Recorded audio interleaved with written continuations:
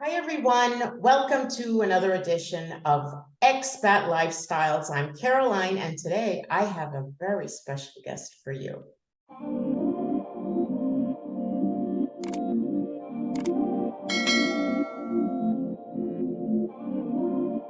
So today we haven't had any folks joining our channel that have talked about something that's really in fashion right now, and that's the expat lifestyle, pet sitting, house sitting. And today I'm really excited to bring you my special guest, Jenee Hall, who is going to talk about the luxury expat lifestyle and some things that you probably don't know about house sitting. Welcome, Jenee. Thank you so much Hi, thank for you for joining me. having me. I'm It's my excited. I'm excited to talk about house sitting. it's my pleasure. So yeah, as I mentioned, house sitting is starting to get a lot of traction now. A lot of people are finding that it's a really great way to visit other places and on a budget. You don't have to spend a lot of money. Tell me about how, first of all, just give us a little bit of background. You're from originally? Originally from Houston, Texas. Okay. I did a lot of travel to Mexico prior to becoming a house sitter. So it was a kind of a natural fit for me to start my luxury house sitting career kind of in Mexico. So background is I was an office worker, like probably most people, for years and years and years. Didn't get a lot of travel in, had, you know, trying to use as much vacation as I could, the limited vacation I had to travel, but love traveling. So eventually, of course, COVID hit. We ended up going to a remote type work atmosphere. Then we went to hybrid. They called us back in the office. During that time of being hybrid is actually when right before then is when I started kicking off my house sitting career. So that's kind of where I am now. I'm a full remote. So now I can house sit and kind of move freely. And my husband is full remote as well. So yeah. You're a team. You're We're a a team. team. And one thing that I'm really interested in just hearing you talk a little bit about is the over 50 crowd, because the baby boomer generation, those, kind of ending the Gen X, going into the baby boomers, they're really the ones that are contemplating in large numbers the remote lifestyle, the house sitting. And I know that that's kind of something that you're focusing on. What has it been like? I mean, just in your interactions, just talking with people, does it seem like the over 50 crowd is a little bit hesitant about it, or do they seem like they're like, no, let's go for it, let's do this? I think it just depends on where they are in life. There's so many communities now that are kind of embracing or giving you ideas of, like, I don't know what you thought over 50 was going to be like, but it doesn't have to be that way. It doesn't have to be maybe what we saw our parents doing and things like that. We have a lot more options and a lot more ways to structure our lifestyle now. And so they're actually kind of like, please tell me more. Like, I didn't know that was available to me, because a lot of things that you see on the internet are, I mean, frankly, they're people younger than 40. I mean, a lot of things like on Instagram and things like that, they're like, we're living this remote life, we're traveling a lot. And for those of us that are over 50 or even over 40, if you've had children young, like my husband and I did, you're still in that, like, daily, I have kids, I have all these extra responsibilities. I feel like I can't just pick up and move. I can't make all of these drastic changes, but in reality, there's a lot of things, and house sitting is one of them, that you can do. Take the kids with you. You can still explore. You can still get out. So it's actually, people have been very, very receptive. They're very curious about it. Very curious. Yeah. And something that's really fun fact, you're traveling with your husband, Mhm. and a lot of, we hear a lot of talk about single women.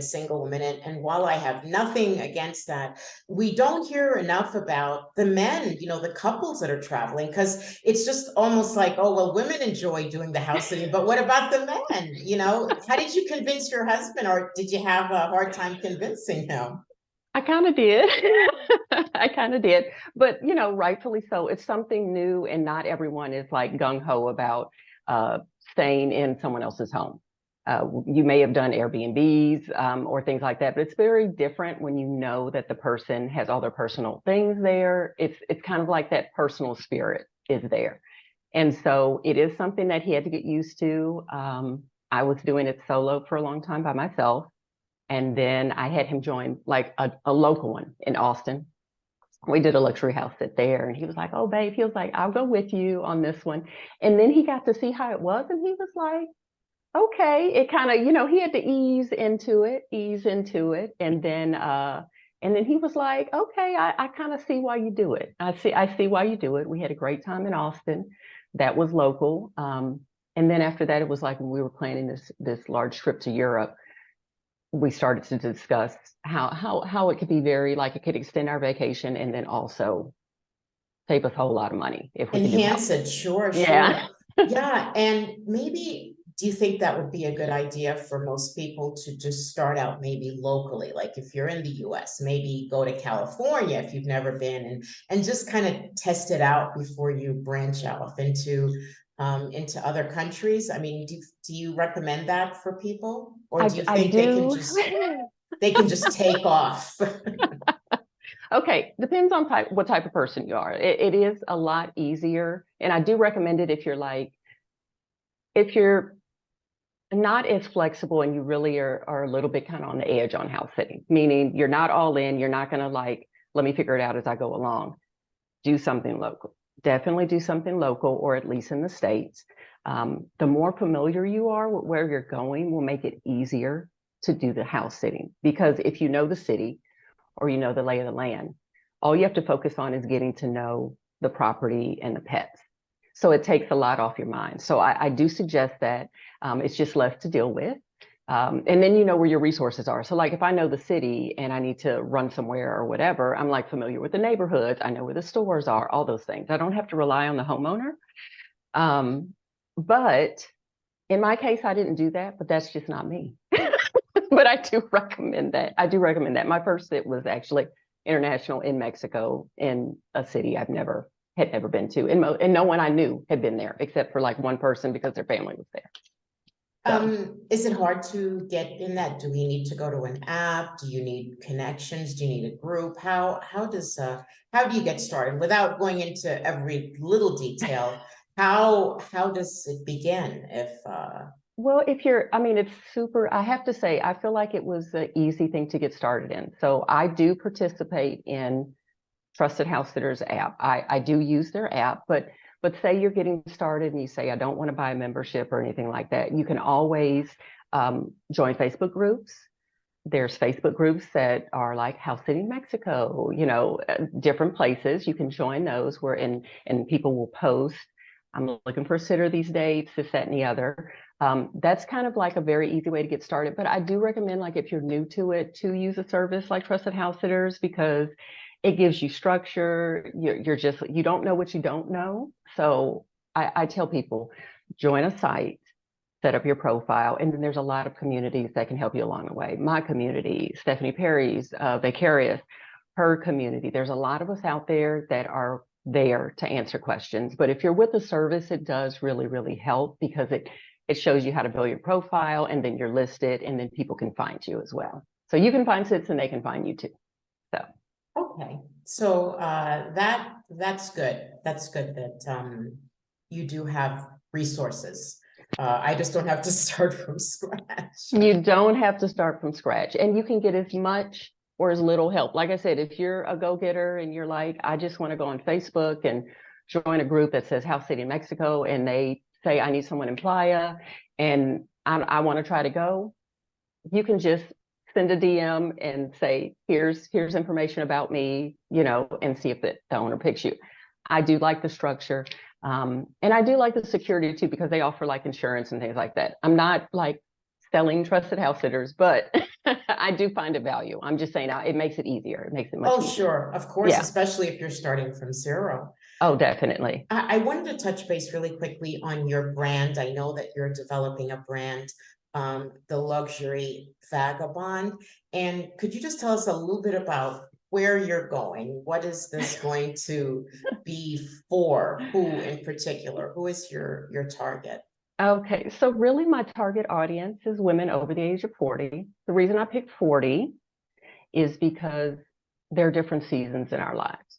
And I know for me, once I started to hit 40 is when I was seeking that change. Like I wasn't quite putting everything together, but I knew like my life needed a little bit more. Not that my life was bad. I'm not saying that at all. It's one of those like self-reflection times where you get to a moment in your life and you're like, I want to do some things different, or I want to do a lot of things different. Maybe during that time, you kind of neglected yourself. And we get to a point, a different season when we want to make an upgrade or we want to make a change. So my focus for my channel and kind of what I'm looking to talk to is women that are like, I'm ready to do that. I don't even know where to start though. And I know for me, when I hit 40, I was like, ooh, 40 is going to be different. 40, all these things are going to happen. Girl, nothing happened.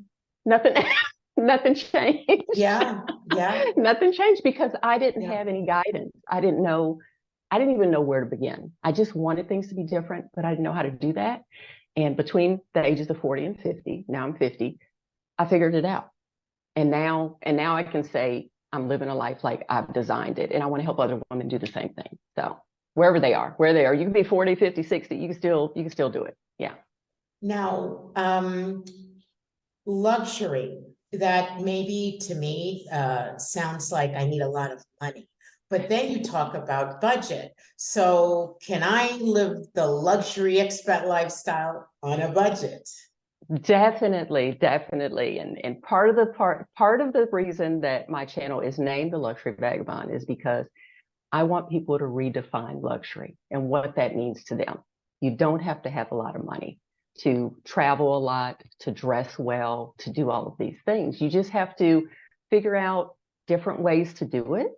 And then also, there's a lot of things that we don't define as luxury, but they really are luxury. Having supportive friends, having, you know what I mean? It's like building a whole thing. So yeah, you can travel as much as you want without spending a lot of money, which is the reason I started house sitting. Prior to becoming a house sitter, I used to like try to hack, cheaper hotels and things like that, because we were traveling with kids, and you can't. I mean, back then we couldn't afford to fly all four of us across the country for vacation. So I started to look for ways to get cheaper hotels. We take driving trips. I bid on hotels, bid on flights, that type of thing. I feel like for me, I was always looking for a way that there would be no barrier to what I wanted to do in life or how I wanted to live. So you can have it too. Seriously, I'm here to show you. I look for all ways. I like that. I really like that. I do feel like we've come to a point in our lives, not just in the US, but just in general as a people, that we're exploring new ways of travel, new ways of lifestyle, which is, why I have this channel to show people that it's not just, uh, what we thought it was, just the expat lifestyle. Okay, pick a country, go live, finish. There's so many more elements and so many more layers to it, and people doing so many little different segments.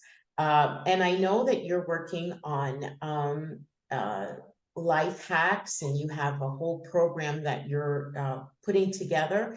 Are you looking to do that soon, or are you going to be counseling? Tell us a little bit about what you plan to do with with your branding for the future. Well, for the future, it will be a full course, and I do offer coaching. Right now, I just want to start to put videos out. As you know, I just got back off of a long, very, very long trip, and so I'm going to commit my focus. I'm going to focus more on creating content for the channel, just to give people a little bit of guidance. But eventually, there will be some full-time coaching, and I do take individual or personal clients that want to work through my program and the steps that I have. So right now it'll be little snippets of what will be in the full coaching course, but I do one-on-one, and I'm going to be building that in the next couple of months now that I am back in the States. That's awesome. How many countries have you and your husband or your family been to? We've actually only been to 3. Well, I say that I'm not counting where we've been recently. 1, 2, 3. Okay, so 5. Okay, 5. Mostly a lot of travel in Mexico. Being located in Texas, it's very easy and inexpensive to fly to Mexico. So we had numerous trips down to Mexico, and we stay a long time. And and for us, that's fantastic. This was actually even though I'm well traveled in Mexico, this was my first trip and my husband's first trip to Europe. So in this trip, our first trip, we did 3 house sits and we were there 5.5 weeks. So that was kind of like our intro. And honestly, I have to be honest. I am not I'm a slow traveler. I don't really I'm not trying to get to every country. I want to get there and I want to sit there for 2 weeks or 3 weeks or longer. And I want to have my favorite places to eat and I want to make friends and I want to have people that I can call and come back and visit again. So Yeah, I that's think just the way I like to visit. Yeah. no, I think that's very important, what you just said, the slow travel, because it really does give you a better feel. Like I know personally, I've been to places, just cities and towns, Hmm. and I just did a real quick run through one day, but then I regretted it because, later I found out there were so many really nice things and Oh, yeah. interesting things that I missed out on. So that really is, and then even people like coming to Mexico and they said, oh, I didn't like Mexico, or oh, it was this or it was that. But this country, as you know, is huge. And there's Huge. so many places you could never do it in a week or 2 weeks or a month. six No, months even. So there's so much ground to cover. So I like that, that you mentioned that because that really is important for people to know. You really can say, oh yeah, I know Ecuador. Yeah, I know Mexico if you've only been here a week or two. So it's so true. yeah, it's good to just really savor the culture. Well, I'm really excited for you and what you're doing in this space of the expat arena. And tell us, how can we connect with you? If someone wants Oh, to get a hold of you, we want to see your sure. channel, we want to reach out to you. Tell us. So I do have a channel. It's called the Luxury Vagabond. You're welcome to come over there and see what we're talking about over there. Right now, I do have different segments. So I have a little bit, I've started like a house sitting series for those of you that are interested specifically just in house sitting. And maybe that's the only thing you need right now. And that's perfectly fine. I'll have that too. But then I also have the track that's talking about your life upgrade and how do you bring a little bit more luxury into doing the things that you want to do? And it focuses a lot on building you up as a person. So like you want to connect me with there. That is kind of like the deeper version. I'm not really and you'll find out about this if you decide to kind of join the community I'm building. It is very much about working on ourselves because you need to define luxury for yourself. You need to define what your life needs to look like for yourself. We have so many things that we've been told or people have been given to us. We need to kind of shed that and figure out exactly what it is that we want.